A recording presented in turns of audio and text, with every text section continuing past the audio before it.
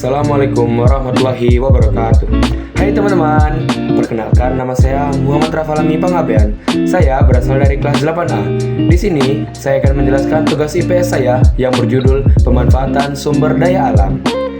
Sebelum mencari tahu apa saja dalam pemanfaatan sumber daya alam, kita juga harus tahu apa sih itu sumber daya alam.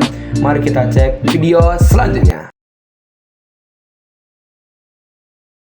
Oke, di sini saya akan menjelaskan apa sih itu sumber daya alam. Sumber daya alam adalah segala sesuatu yang berasal dari alam dan dapat dimanfaatkan untuk memenuhi kebutuhan hidup manusia. Contohnya seperti tanah, air, dan udara. Sumber daya alam terbagi menjadi dua. Yang pertama adalah sumber daya alam hayati. Sumber daya alam hayati adalah segala kekayaan alam yang berasal dari makhluk hidup, antara lain hewan, tumbuhan, dan mikroorganisme. Sumber daya alam dapat dimanfaatkan untuk mendukung kebutuhan hidup manusia, dan juga sumber daya alam dapat diperbarui dan juga harus dilestarikan agar tidak habis. Ini adalah gambaran contoh sumber daya alam hayati. Yang kedua adalah sumber daya alam non-hayati. Sumber daya alam non-hayati adalah sumber daya alam yang tidak berasal dari makhluk hidup, dan ketersediaannya dapat digunakan oleh makhluk hidup lainnya. Contohnya seperti tanah, air, udara, dan juga sinar matahari. Ini merupakan gambaran dari sumber daya alam non-hayati.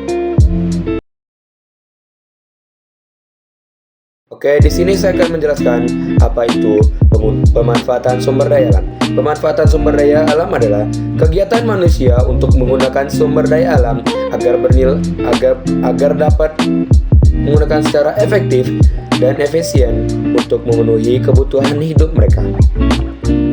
Di sini saya akan juga memberitahu bagaimana cara-cara memanfaatkan sumber daya alam.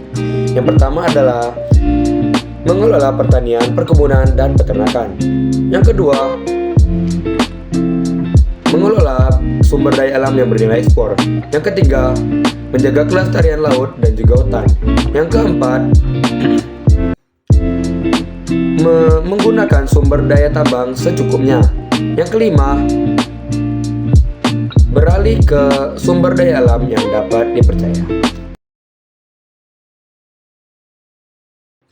Sekian dari saya. Bila ada salah kata saya mohon maaf, berubah saya mohon ampun. Saya akhiri, nun wal qalami wa ma yasturun. Wassalamualaikum warahmatullahi wabarakatuh.